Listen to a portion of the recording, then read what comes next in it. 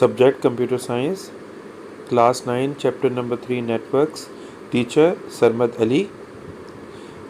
Exercise Solution, Chapter number 3, page number 71 and 72, Lecture number 3.10.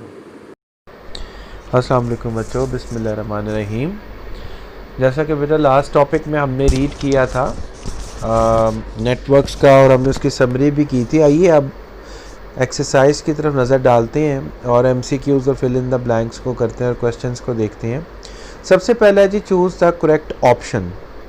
तो बेटा पहला आपका एमसीक्यू बनता है the IPv4 address is made up of dash binary bits.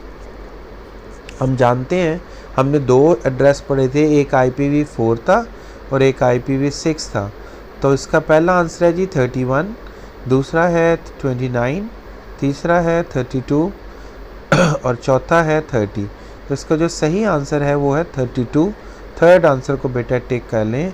IPv4 address जो है ये 32 बाइनरी बिट्स का होता है, क्योंकि इसके हर ग्रुप के अंदर 8 बिट्स होती हैं और इसके 4 ग्रुप होते हैं। तो 8 + 8 + 8 + 8 टोटल 32 बिट्स बनती हैं।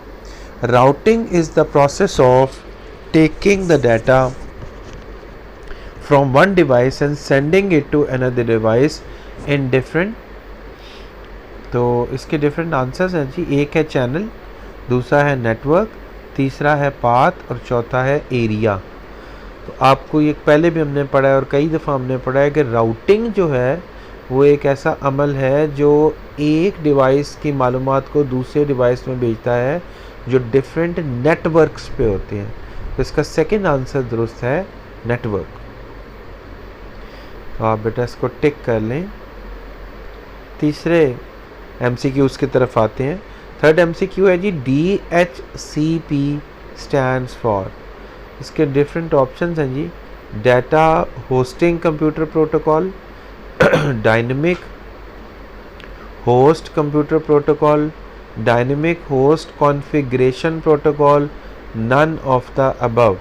तो इसका जो सही आंसर है बेटा वो है डायनेमिक होस्ट कॉन्फ़िगरेशन प्रोटोकॉल। तो आपके DHCP एक क्लाइंट होता है और एक होस्ट होता है। यहाँ पे वो होस्ट की बात कर रहा है कि जो सारे रूल्स को फॉलो करता है, सर्विसेज को प्रोवाइड करता है। थर्ड इसका टिक करें जी, डायनेमिक होस्ट कॉन्फ़िगरेशन प्रोटोकॉल। ये आपके IP एड्रेस भी असाइन करता है डायनेमिकली। चौथा देखें जी, कम्युनिकेशन प्रोटोकॉल कवर एक authentication, second error detection, third correction और चौथा अबव ऑल। तो इसका आंसर अबव ऑल होगा, क्योंकि जो कम्युनिकेशन प्रोटोकॉल है वो ये सारी चीज़ें कवर करता है। वो ऑथेंटिकेट भी करता है, वो एरर भी डिटेक्ट करता है, वो करेक्ट भी करता है। तो बेटा चौथे को टिक करें अबव ऑल। फिफ्थ देखें जी, the receiver must be capable of accepting the. एक सेंडर है एक रिसीवर है, तो कह रहा है कि जी एक प्रोटोकॉल, दूसरा मैसेज, तीसरा एड्रेस और चौथा इंफॉर्मेशन। तो जो रिसीवर होता है that must be able to capable of accepting the message. तो इसका सही आंसर सेकंड है, यानी कि जो रिसीवर होता है वो केपेबल होना चाहिए मैसेज को एक्सेप्ट करने में। सेकंड का आंसर बेटा नोट कर लें। तो ये सारे बेटा आपके MCQs थे। थोड़ी सी मैंने वजाहत भी कर दी है साथ साथ जहाँ पे ज़रूरी समझा है। इसी तरह आगे फिल इन द ब्लैंक्स की तरफ आते हैं। A dash is a computer device that axes a service made available by a server. तो हमने पहले ही इस चीज़ को लर्न किया हुआ है कि क्लाइंट वो डिवाइस होता है जो एक्सेस करता है सर्विस को, और जो सर्वर होता है ये वो डिवाइस होता है जो उन सर्विसेज को या उन रिसोर्सेज को अवेल करता है, आपको देता है, यानी कि प्रोवाइड करता है। सो इसका आंसर होगा क्लाइंट। क्लाइंट एक डिवाइस है जो एक्सेस करता है सर्विसेज को। It's available provided by the server. Second देखें, dash allow users to communicate using email और न्यूज़ ग्रुप। वो कौन सा सर्वर है या वो कौन सा कंप्यूटर है जो आपको ईमेल या न्यूज़ ग्रुप देता है? तो सेकंड वाले का आंसर है जी मेल सर्वर। मेल सर्वर जो होता है जिसके अंदर ईमेल्स वगैरह होती हैं, ये अलाउ करता है यूज़र्स को कि वो कम्युनिकेट करे, ईमेल्स और न्यूज़ ग्रुप्स को आपको दे। ये सारा इसी के हवाले होता है। तो सेकंड का आंसर होगा मेल सर्वर। तीसरा है जी, web browsers and web servers function together as dash system. ये हम पहले भी पढ़ चुके हैं, शुरू में भी बात मैंने कर दी है कि वेब ब्राउज़र जो होता है ना वो रिक्वेस्ट करता है, जैसे गूगल क्रोम है या इंटरनेट एक्सप्लोरर है, गॉडजिला है, ये सारे वेब ब्राउज़र्स हैं, ऐसे सॉफ्टवेयर जिनके थ्रू आप इंटरनेट को एक्सेस करते हैं, इसमें इंटरनेट को आप चलाते हैं। गूगल क्रोम का तो सब बच्चों को पता होगा। तो गूगल क्रोम जो है वो वेब ब्राउज़र को रिक्वेस्ट करता है, तो ये दोनों एज ए क्लाइंट सर्वर काम करते हैं। वेब ब्राउज़र क्लाइंट है और जो वेब सर्वर है वो एज ए सर्वर के तौर पे एक्ट करते हैं, कि क्लाइंट रिक्वेस्ट करेगा तो सर्वर उसको ओबे करेगा।